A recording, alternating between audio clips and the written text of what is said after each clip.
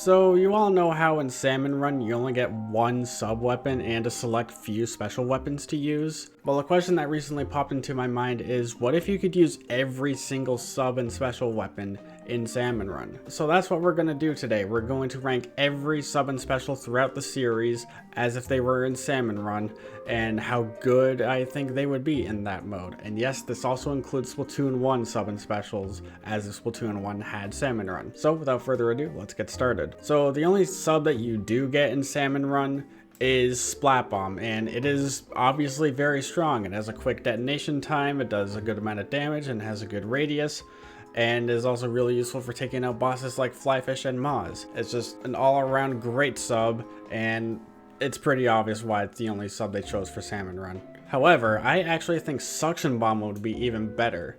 Now, it does have a slower detonation time than Splat Bomb, but I don't think that would matter that much because the Suction Bomb has a bigger blast radius and it sticks to the surface that it lands on. So with Splat Bomb, you kind of do run the risk of the bomb accidentally rolling out of the radius of a Moz or bouncing out of the container of a Flyfish. Well, with Suction Bomb, since it sticks to any surface, you don't have to worry about that. So yeah, that's why I actually think it would be better than Splat Bomb. Honestly, I don't think Burst Bomb would really do a whole lot. I do think it would be good for taking out lessers like Chum and a huge horde of small fry, and it does give you some quick paint under your feet, so it would be somewhat useful for getting out of bad situations, but that's really about it. It also kind of depends on the damage it would do in Salmon Run, because damage numbers on weapons are different in Salmon Run than PvP, but assuming this does the same damage, yeah, it would not be super useful. I don't think Autobomb would be super good either.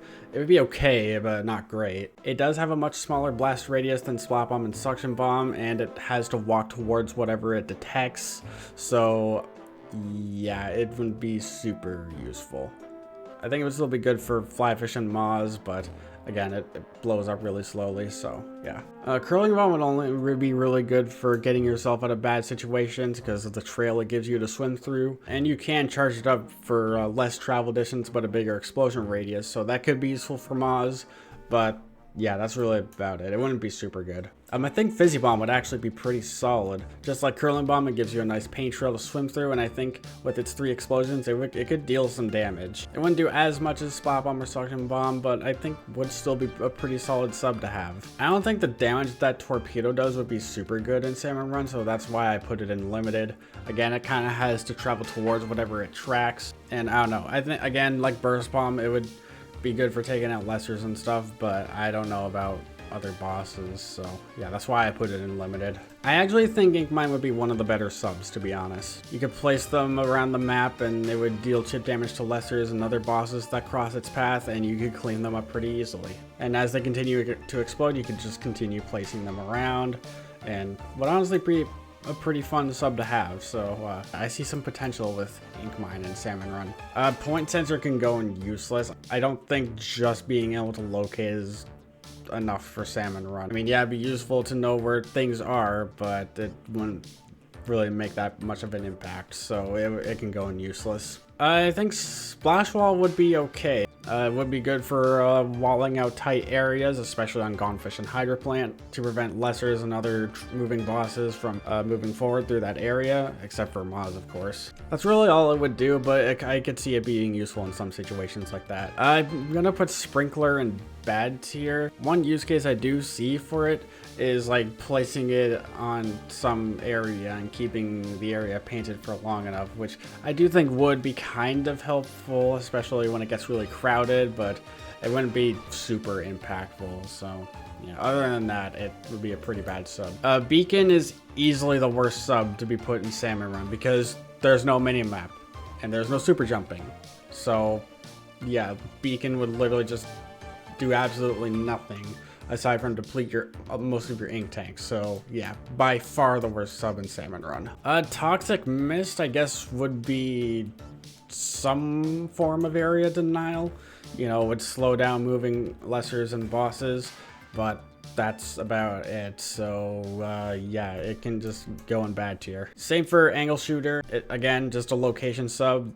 The reason I put it above Point Sensor is because landing a direct does damage that you can cap off of, so yeah, I guess it has that, but otherwise, yeah, it's a pretty weak sub. Now, once again, if Splatoon 1 had Salmon Run, how good would Disruptor and Seeker be? Disruptor is really just slightly better missed. It just slows down, it would just slow down anything that it touches rather than anything in that specific area, and it would stick to them for a few seconds, so that would be slightly better, but it wouldn't mean all that much at the end of the day. And Seeker would kind of just be like Curling Bomb, except slightly better because, you know, it would target lessers and stuff and apply damage to them. So for that reason, I think it can go unlimited. So that is the list for all the sub weapons. Yeah, most of them wouldn't do much. Really, there's only 4 that would actually be good. So yeah, I can definitely understand why Splat Bomb was the only sub that made it into the mode. Now we're gonna move on to the special weapons. So once again, we're just gonna go in order from Splatoon 1 to 3. So I think Inkzuka would be pretty good. You get an infinite amount of shots during its duration, so you could shoot as many as you want during that time. So yeah, and I do think it could do some serious damage to lessers or anything else that crosses its path. And I think you potentially even one-shot stingers which would be really nice to have because you know how tall the tornado is. I do think it would require a specific angle to shoot at because the tornado does descend as it travels. But yeah, if done right, I think Zuka could actually be really strong. OG Killer Whale easily goes into the strong tier. You just aim it in a direction where a bunch of lessers and bosses are, and it would just wipe them out immediately. I don't think I have much else to say. It would just be ridiculously good. Once again, since you don't have a map in Salmon Run, Ink Strike needs a map to be launched, so it can be useless here. I mean, I don't know. Since it's Splatoon 1, you'd probably have a map on the gamepad, but I don't know. We're just going to go on under the assumption that Salmon Run would not have a map in Splatoon 1. So next up we have the bomb rushes. I'm even going to merge the Splatoon 2 ones in here. So I think Splat Bomb Rush is pretty good. It's just a barrage of bombs. And yeah, it's a lot of damage, paint, and it covers a good area. Yeah, it was a good special to have in Splatoon 2. I think Burst Bomb Rush would actually be decent definitely to a lesser extent. But yeah, it'd be very quick chip damage and paint at no cost of your ink tank. So yeah, that's why I think it would go up there. Suction Bomb Rush can definitely go up in the strong tier. Basically Splat Bomb Rush, but it sticks to the surface rather than having slight momentum. And a bigger explosion radius, more paint, obviously better than Splat Bomb Rush. Seeker Rush, it would just be good for laying down paint. It can target some lessers and stuff and other bosses that are on the ground, and good for getting out of bad situations, but that's really about it. It's definitely on the higher end of limited though. I think a bubbler would actually be a pretty good special to have. You just pop it and you get to be invincible for a few seconds and use your main weapon. It would be an instant ink tank refill, and any other teammate who's near would also get a bubble and be invincible for a few seconds. So yeah, it would definitely be a very helpful special in emergency situations. Kraken would actually be pretty busted, obviously.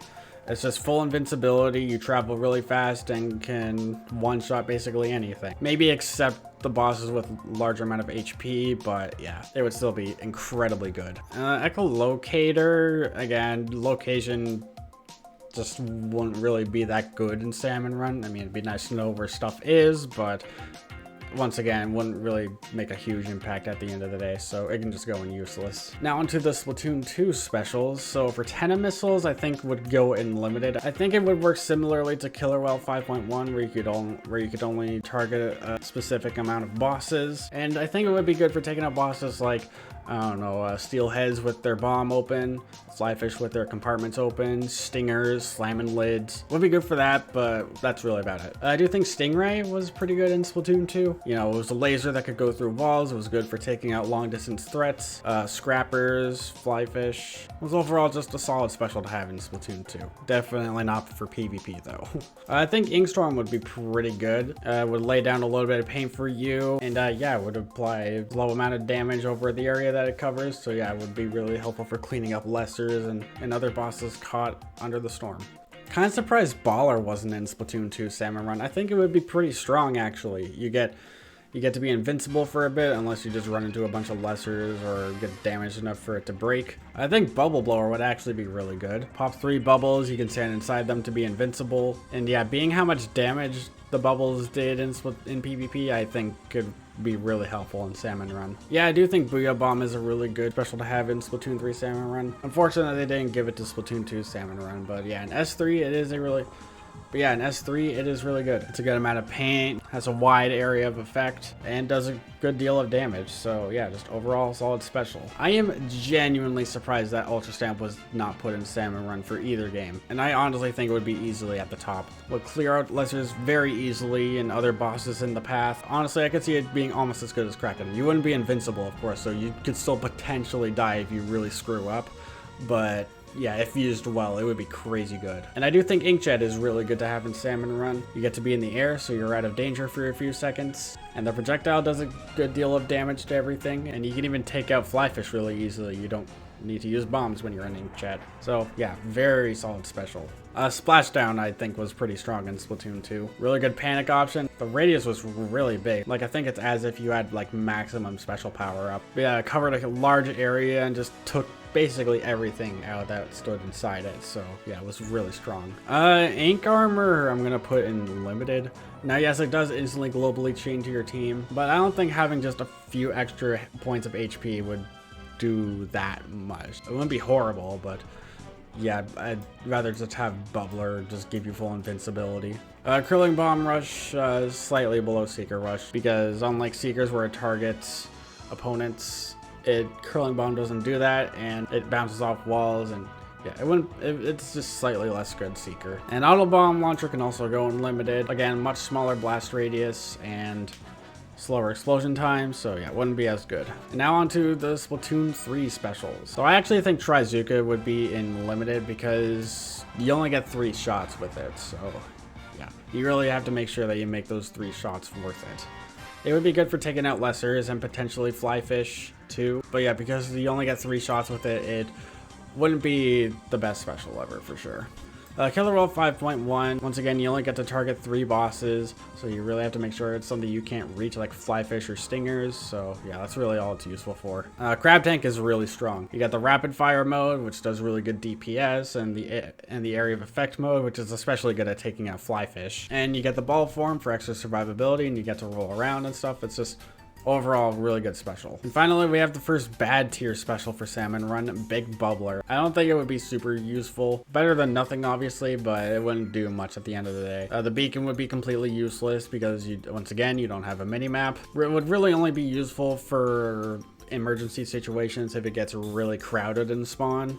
But once the special breaks, which can happen much faster if you're targeted by a stinger or a flyfish, the protection wouldn't last that long, so that's why I put it in bad. I'm also going to put Zipcaster in bad. It would basically just do next to nothing. Really, the only situation you would use it for is getting out of a bad situation, and then maybe coming back and killing everything around you that's surrounding your recall, but that's really it. I think Vacuum would also be kind of limited. It'd be good for sucking up everything that's being shot at a teammate in front of you, and I do think the explosion happens afterwards would be really strong. But Salmonids don't really shoot anything. Like the only bosses that actually shoot stuff are Flyfish with their missiles and Stinger, which would just go right through the vacuum anyway, so yeah, it would definitely be on the lower end of limited. I think Triple Link Strike is really good. It has high DPS, so it takes stuff out really easily, and it's really good paint, and yeah, not much else to say, just really good special. Yeah, Tacticooler can go in bad. The mobility perks you get wouldn't be super useful. I guess Ink Res would be okay. You'd get no quick super jump or a special saver. Maybe you get into your floaty faster if you die because of the quick respawn, but yeah, just the perks that Tacticooler gives just wouldn't really do much in Salmon Run, so yeah. I think Wave Breaker is really good for taking stuff out on the ground, like lessers, scrappers, and that kind of thing. Also, if you have dead teammates that you can't reach, just throw a Wave Breaker down and it basically heals them for you. So yeah, really good. I actually think Reef Slider is pretty solid, near strong. But I'm going to put it in good because there is situations where you can die, but especially with all the end lag, but yeah, it's really good for taking out huge crowds of lessers and other bosses on the ground. Good if you need to reposition, and it's hard to do so without it. Yeah, I just think it's a solid special, to be honest. Yeah, Super Chump would be pretty limited. Definitely on the lower end. The decoys would definitely protect you for a bit, and the explosions, if they're not broken, could do some damage to lessers, but yeah, they wouldn't really do much outside of that. Kraken Royale is the absolute best special in the mode. Unlike Splatoon 1 Kraken, there does have startup time, But other than that, you're invincible, you get to move around for free. The twirl is really good, and the charge attack basically one-shots anything that it can touch. And that alone makes it absolutely broken. So yeah, don't think this is surprising at all. Kraken Royale is busted in Salmon Run. Triple Splashdown is really good. Basically does the same thing as normal Splashdown, but you get the 2 extra fists, so more area of damage. And you know, more is always better. Again, more isn't always better, but in this case, it is better. And finally, we have Splatter Color Screen. I definitely think this would be limited. It would be good for just creating a wall that just does damage to anything that crosses through it. So you get to clean up lessers easier. It would stop scrappers, and it would be good at that, but not much else. So yeah, that is how good I would think every single sub and special throughout the series would be in Salmon Run. So yeah, hopefully you guys enjoyed. Let me know what you guys think, and I will see you in the next video. Peace.